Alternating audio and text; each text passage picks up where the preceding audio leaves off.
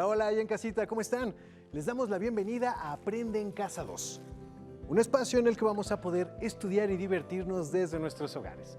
Hoy estamos de nuevo con la maestra Cecilia Vargas. Maestra, ¿cómo está? Hola Juan Carlos, ¿bien y tú? Muy Hola bien. Ton. Hola maestra, hola Juan Carlos. ¿Cómo estás, Ton? ¿Listo? Listísimo. Perfecto, porque vamos a tener el gusto de estar con ustedes en esta clase de historia de quinto grado. ¿Están listos ahí en casa? ¿Sí? ¿Listos acá? Muy Sí. bien, pues comencemos. Hola a todas las alumnas y a los alumnos que nos acompañan desde sus casas. Esperamos que se encuentren muy bien. Demasiado, demasiado bien. Yo me encuentro totalmente emocionado, maestra, porque en mi libro de texto vi que el tema del día de hoy es la guerra de reforma. Y es un tema que a mí me parece muy interesante y decisivo para la historia de nuestro país, ¿verdad?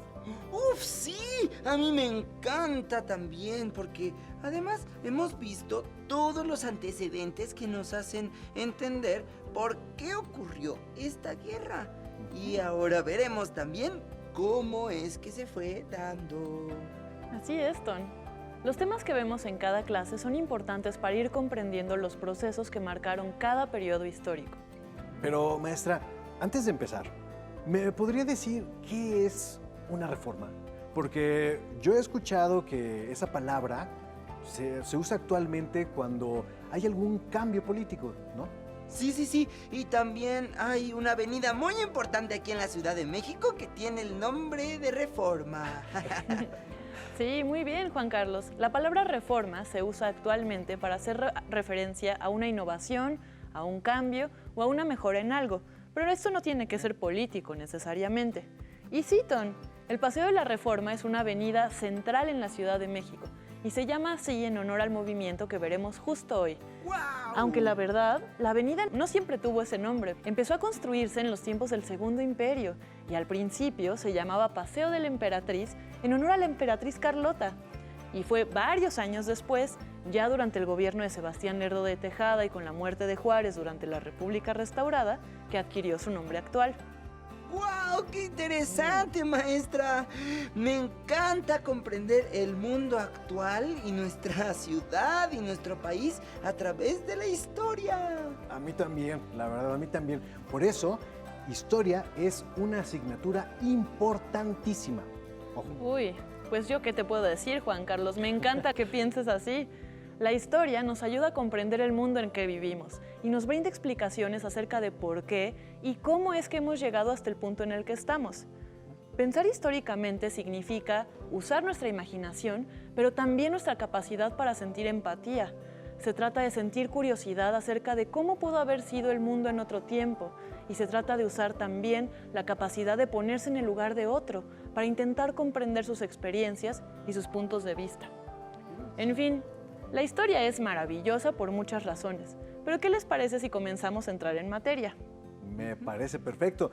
Y a todos los alumnos en casa, no se olviden de tener su libro de historia en la página 56 para que sigan esta clase con nosotros. Muy bien.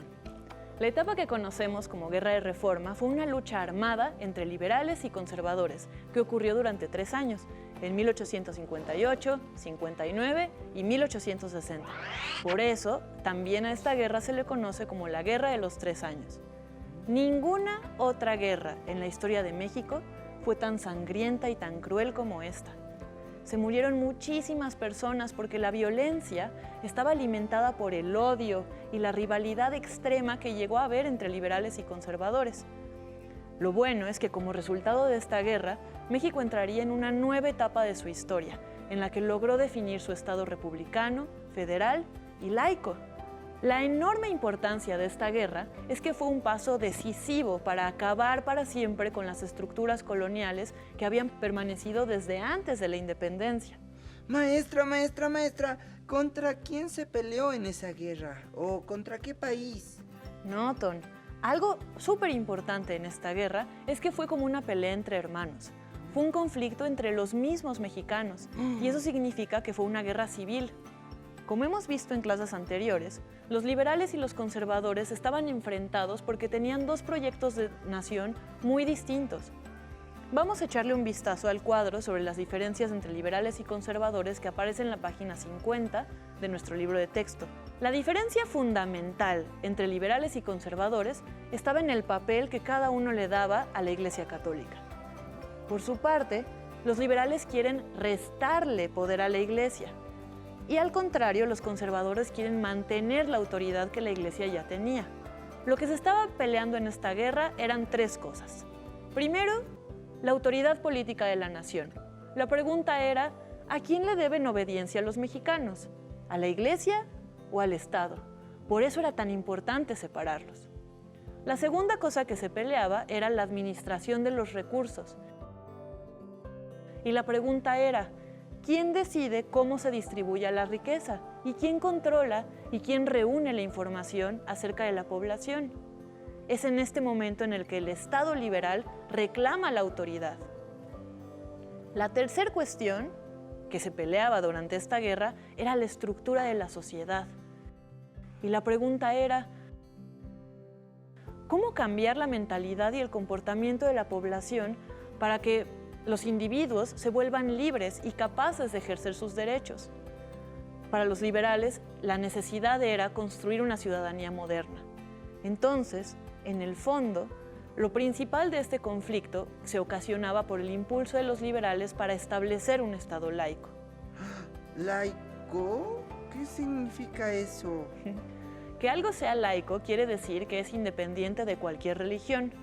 Por lo tanto, lo que querían los liberales era que el Estado mexicano dejara de ser exclusivamente católico y que no adoptara ninguna otra religión como oficial. De esta manera, se iba a permitir que cada quien pudiera elegir libremente su religión y las creencias que mejor le convinieran. Maestra, yo tengo un video que habla sobre este acontecimiento exactamente, para que Ton y los alumnos en casa podamos comprender mejor qué es lo que está sucediendo. ¿Les parece si vemos este video? Vamos a verlo. A ver, vamos. Alumnos y alumnas en casa, acompáñenos.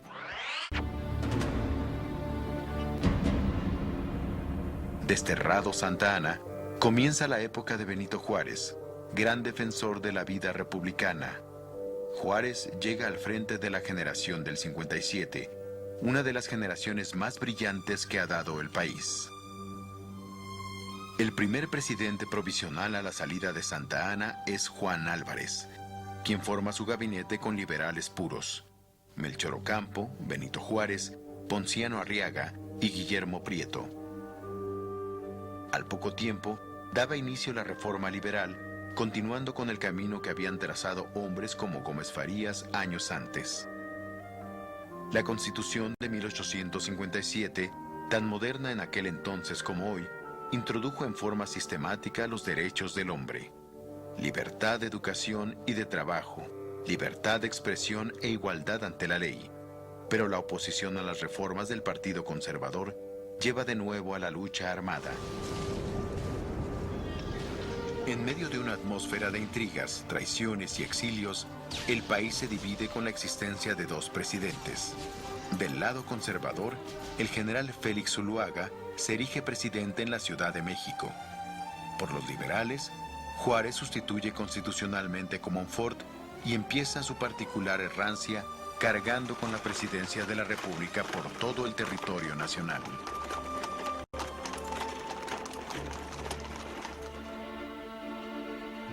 Para consolidar el apoyo de los puros y de la clase empresarial, tan interesada en los bienes del clero, en 1859, Juárez y su gabinete promulgaron las leyes de reforma.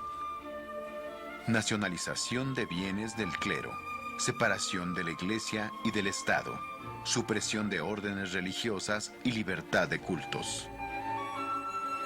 Como no había recursos, los dos bandos comprometieron al país con acuerdos extranjeros: los liberales con Estados Unidos y los conservadores con Europa.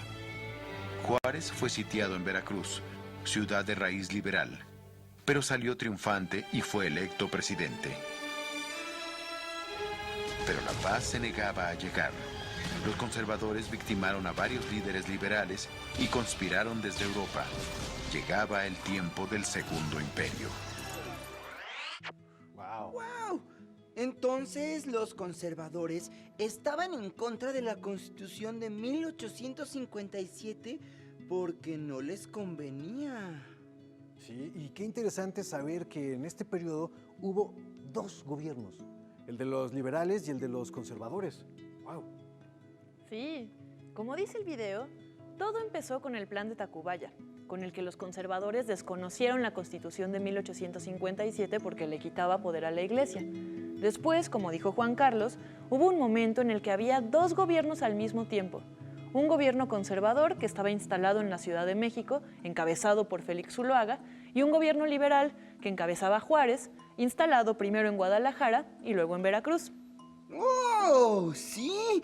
¡Benito Juárez! De hecho, en el centro histórico de la Ciudad de México he visto que hay un monumento en su honor. Sí, yo también. De hecho, lo veo cuando paso por ahí. Es el hemiciclo a Juárez, ¿verdad? Así es. Aquí estamos viendo su imagen en la pantalla. Pero continuemos con el tema. Vamos a ver el siguiente mapa para ir comprendiendo cómo estaban distribuidos por la República los liberales y los conservadores. Juárez promulgó las leyes de reforma en el momento más intenso de la guerra, con la finalidad de darle un golpe estratégico a la Iglesia, porque era ella quien estaba financiando las campañas militares de los conservadores. En el largo plazo, las leyes de reforma tuvieron el efecto de transformar para siempre las instituciones sociales. En general, las leyes de reforma establecieron lo siguiente. Primero, que las propiedades de la Iglesia pasarían a ser bienes de la nación. Después, que los nacimientos, matrimonios y muertes solo serían reconocidos por el registro civil. También, que el gobierno empezaría a administrar los hospitales, los cementerios y los establecimientos de beneficencia sin intervención de la Iglesia. Además, se establecería la libertad de culto, que garantizaba que cada persona pudiera elegir y practicar su religión libremente.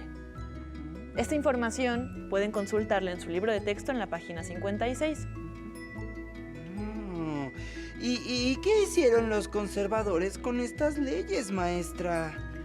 Pues no las reconocieron y se rebelaron contra ellas, porque restarle la autoridad a la Iglesia y al ejército afectaba sus intereses directamente. Uy, claro. Pero, maestra, ¿qué más? Después de esto, ¿qué más fue? ¿Qué fue lo que pasó? El presidente Miguel Miramón desconoció las leyes. Y mientras tanto, para pagar sus armas y las municiones de la guerra, los conservadores lo que hicieron fue pedir préstamos a los extranjeros que después iban a ser reclamados por Francia como una razón para invadir. Ah, entonces ahí es cuando entra Maximiliano de Habsburgo y Carlota, ¿verdad? Así es, pero ese es el tema que sigue. Por lo pronto continuemos. Era 1859 y después de que se promulgaron las leyes de reforma, la guerra entró en un momento de estancamiento. Realmente no había un triunfador claro y tanto el ejército liberal como el conservador estaban completamente desgastados.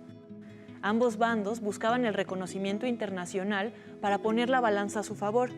Por eso, Miramón, que era el jefe del gobierno conservador, firmó con España el Tratado Mon-Almonte. Y por su parte, Melchor Ocampo, que era el ministro de Relaciones Exteriores de Juárez, negoció con Estados Unidos el Tratado Maclean-Ocampo, pero ese nunca se aplicó porque fue rechazado por el Senado de Estados Unidos. El punto es que en estos tratados, tanto liberales como conservadores, aceptaban que los gobiernos extranjeros intervinieran de distintas formas en nuestro país a cambio de recursos económicos, o sea, de dinero y de armas que pudieran ayudar a sus propios bandos. Por eso, ya para 1860, los liberales habían recibido un nuevo impulso gracias a que Estados Unidos los reconoció y les dio un cargamento enorme de pertrechos de guerra. Y además, los liberales ya habían ganado experiencia en las batallas y así fueron logrando desplazar a los conservadores de las ciudades más importantes del país. En el siguiente mapa podemos ver cómo es que los liberales fueron tomando el control de toda la República. Pero maestra, ya díganos, por favor, ¿cómo terminó la guerra? Tengo mucha curiosidad por saber quién ganó. Puedo suponer que ganaron los liberales, pero entonces después estas disputas continuaron a lo largo del siglo, ¿no? La última batalla de la Guerra de Reforma fue la que se libró en San Miguel Calpulalpan, que actualmente está en el Jilotepec, en el Estado de México. A pesar de que los liberales tenían un ejército mucho más reducido y mucho menos preparado, los liberales ganaron. Entonces, el 11 de enero de 1861, Benito Juárez hizo su entrada triunfal a la capital, regresó y reorganizó su gabinete. También convocó elecciones y ganó, y se convirtió así en presidente constitucional. Así fue como terminó la Guerra de Reforma. ¡Wow! Vamos a ver ahora una imagen. Es una pintura de Manuel Serrano. ¿Qué pueden ver? Muy bien. Yo veo a un señor sobre un caballo y veo que está armado. Sí, yo creo que puede ser un soldado, pero, ay, no sé, parece que le falta el uniforme. Sí, muy bien, Tony Juan Carlos. El personaje que estamos viendo es un chinaco, y así le decían a los soldados del ejército liberal.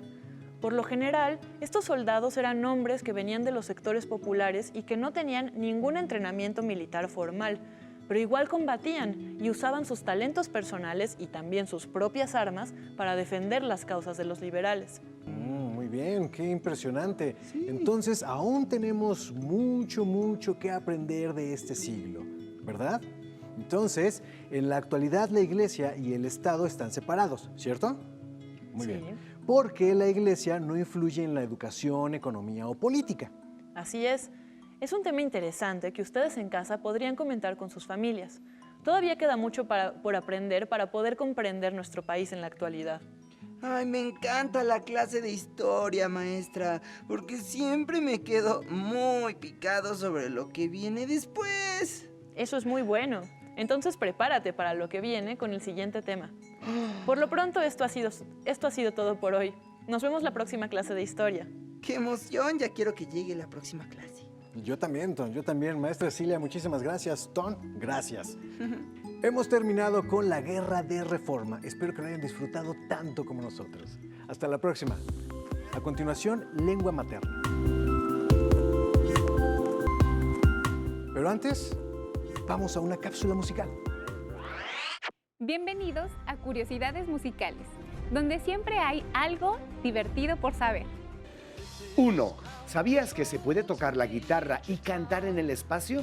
Eso sí, en la Estación Espacial Mir, donde sí hay oxígeno. El astronauta y músico canadiense Chris Hadfield fue el primero en grabar su guitarra y su voz en el espacio. 2. ¿Sabías que el primer kazoo lo usaron para disfrazar la voz de una persona y para imitar sonidos de animales? Fue inventado hace como 200 años y se le atribuye al músico Bess Alabama. 3. La canción más cantada en el mundo fue compuesta por una mexicana, Consuelo Velázquez, quien también era cantante y pianista. Bésame, bésame mucho.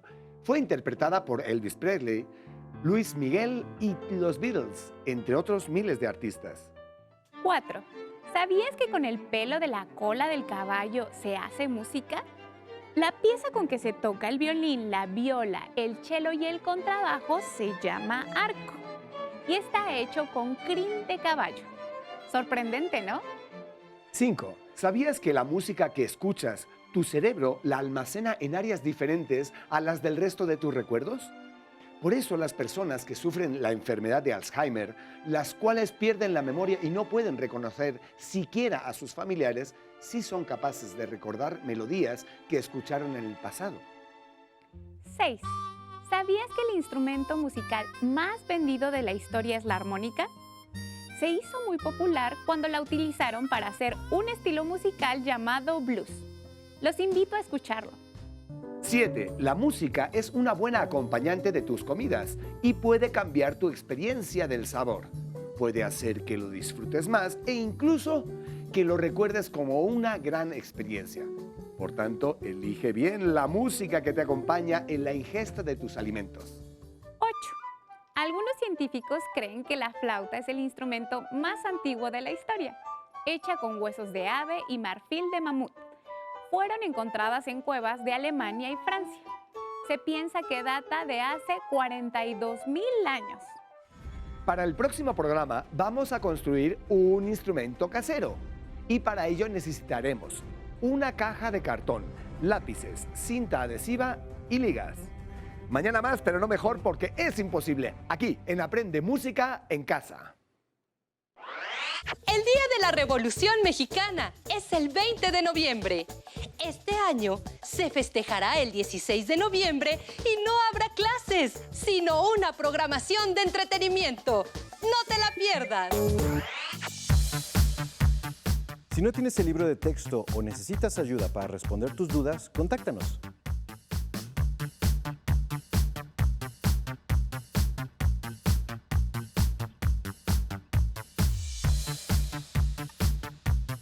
También puedes encontrar los libros de texto en la página conalitech.cep.gov.mx. Si quieres volver a ver los programas de Aprende en Casa, los puedes encontrar en la siguiente liga: aprendeencasa.cep.gov.mx. No se muevan de su lugar. Tenemos algo muy importante para ustedes. Acompáñenos.